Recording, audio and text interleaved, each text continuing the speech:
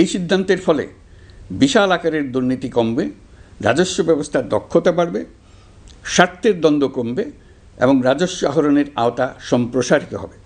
অর্থনীতি সহ বিগত মাসগুলোতে সরকারের প্রত্যেকটি মন্ত্রণালয় ছোট বড় বহু সংস্কারের উদ্যোগ নিয়েছে।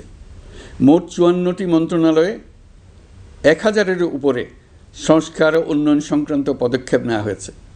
এর পাশাপাশি আমরা যে সংস্কার কমিশন করেছিলাম তাদের সুপারিশের মধ্য থেকে আশু করণীয় সুপারিশগুলো দ্রুত বাস্তবায়নের জন্য মন্ত্রণালয়গুলো কাজ করে যাচ্ছে। মে মাস পর্যন্ত বিভিন্ন সংস্কার কমিশন থেকে প্রাপ্ত সুপারিশের ভিত্তিতে 54টি মন্ত্রণালয়ে 129টি সুপারিশ বাস্তবায়ন করা হয়েছে। এই সকল সংস্কার কাজের মধ্যে কয়েকটি চুম্বক অংশ আজ আপনাদের সামনে তুলে ধরতে চাই। আইন ও বিচার বিভাগ মোট 33টি গুরুত্বপূর্ণ সুপারিশ ইতিমধ্যে বাস্তবায়ন করেছে। এর মধ্যে উল্লেখযোগ্য হল ইন্টারন্যাশনাল ক্রাইমস ট্রাইব্যুনাল অ্যাক্ট 1973 সংশোধন ও পুনর্গঠন করে আইনটি আন্তর্জাতিক মানের সাথে সামঞ্জস্যপূর্ণ করা। বিচার বিভাগীয় সংস্কার কমিশনের প্রস্তাব অনুযায়ী সুপ্রিম কোর্ট বিচারক নিয়োগ অধ্যাদেশ 2025 প্রণয়ন ও জারি করা হয়েছে। এর অধীনে প্রথমবারের মতো বাংলাদেশের ইতিহাসে গণবিজ্ঞপ্তির মাধ্যমে সুপ্রিম কোর্টে বিচারক নিয়োগের সুযোগ তৈরি হয়েছে।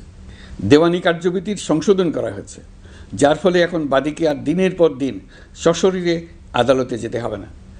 এক একটি দেওয়ানি মামলা নিষ্পত্তি হতে আগে যত সময় লাগত, এই সংশোধনীর ফলে সময়সীমা অর্ধেকে কমিয়ে আনা সম্ভব হবে বলে আমরা মনে করছি।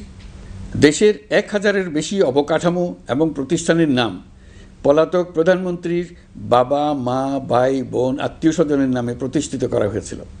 তার মধ্যে ছিল সেনানিবাস, বিমানঘাঁটি, নৌবাহিনীর জাহাজ, মেগা সেতু, সড়ক, স্থাপনা, স্কুল, কলেজ, বিশ্ববিদ্যালয়, হাসপাতাল, গবেষণা কেন্দ্র, আরও বহু কিছু। এগুলো সব নাম পরিবর্তন করা হয়েছে। নারী ও শিশু নির্যাতন দমন আইন সংশোধন করা হয়েছে। প্রবাসী ভাই বোনদের অনেক দিনের দাবির পরিপ্রেক্ষিতে পাওয়ার অফ অ্যাটর্নি বিধিমালা সংশোধন করা হয়েছে। এখন পুরনো পাসপোর্টে নো ভিসা রিকোয়ার্ড স্টিকার থাকলে কিংবা জন্মসনদ থাকলে বিদেশ থেকে পাওয়ার অফ অ্যাটর্নি সম্পাদন করতে পারবে। আগামী 2 মাসের মধ্যে আইনগত সহায়তা কার্যক্রম ব্যাপকভাবে বিস্তার করা হবে। বছরে এখন গড়ে 35,000 মামলা নিষ্পত্তি হয়। আমাদের লক্ষ্য এটিকে 2 লক্ষ মামলায় উন্নতি করা। মামলা দায়েরের 48 ঘন্টার মধ্যেই যাদের বিরুদ্ধে মামলার কোনো ভিত্তি নেই তাদের বাদ দেওয়ার ব্যবস্থা করা হচ্ছে। আমরা সর্বোচ্চ চেষ্টা করেছি দেশের মানুষকে লুটপাটতন্ত্র থেকে বের করে আনতে। আপনারা জানেন, বিগত 16 বছরে উন্নয়নের নামে মেগা প্রকল্প নিয়ে কী পরিমাণ লুটপাট হয়েছে। মেগা প্রকল্পগুলো যেন হয়ে উঠেছিল মেগা ডাকাতির প্রকল্প। আমরা দায়িত্ব গ্রহণের পরপরই বিভিন্ন উন্নয়ন প্রকল্প পুনরায় মূল্যায়ন করে দেখেছি যে প্রায় সব প্রকল্পেই ভৌতিক ব্যয় ধরা হয়েছে। শুধুমাত্র সড়ক পরিবহন ও মহাসড়ক বিভাগ, সেতু বিভাগ, রেল মন্ত্রণালয়, বিদ্যুৎ বিভাগ, জ্বালানি ও খনিজ সম্পদ বিভাগ, এই 5টি বিভাগে ব্যয় সংকোচ করা হয়েছে 46,308 কোটি টাকা। এই টাকা দিয়ে জ্বালানি খাতে সমস্ত বকেয়া মিটিয়ে দিয়ে বকেয়ার পরিমাণ শূন্যে নামিয়ে আনা হয়েছে। বৈদেশিক ঋণ পরিশোধ করে সব ধরনের ঋণের ফাঁদ থেকে বেরিয়ে আসা আমাদের অগ্রাধিকার। দেশে বিনিয়োগ বাড়ানো ও নতুন কর্মসংস্থান তৈরিতে আমাদের গুরুত্ব দিতেই হবে। তা না হলে এদেশকে আমরা যে স্থানে নিয়ে যেতে চাই সেখানে নিয়ে যাওয়া সম্ভব হবে না। বিনিয়োগ ও কর্মসংস্থানের ব্যাপারে রাজনৈতিক দল ও জনগণ আমাদের সর্বাত্মক সমর্থন করছেন। সকলের মধ্যে ব্যাপক আগ্রহ, কৌতূহল আমাদের অনুপ্রেরণা যোগাচ্ছে। সংশ্লিষ্টদের সঙ্গে আলোচনা করে বিনিয়োগ পরিবেশ উন্নত করতে 30টি মূল সংস্কার কাজকে অগ্রাধিকার দেওয়া হয়েছে এবং ইতিমধ্যে 18টি সুপারিশ বাস্তবায়ন করা হয়েছে।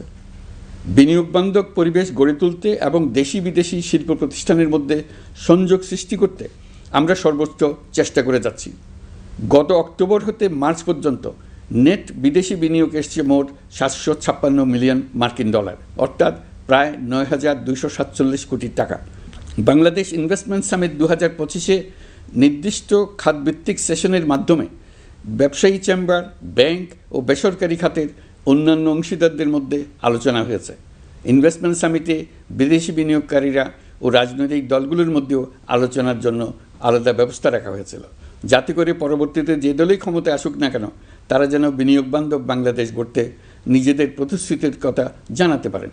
সম্প্রতি চীনের বাণিজ্যমন্ত্রী চীনের 100টি কোম্পানির প্রায় 150 বিনিয়োগকারী ও ব্যবসায়ী নিয়ে বাংলাদেশে এসেছেন।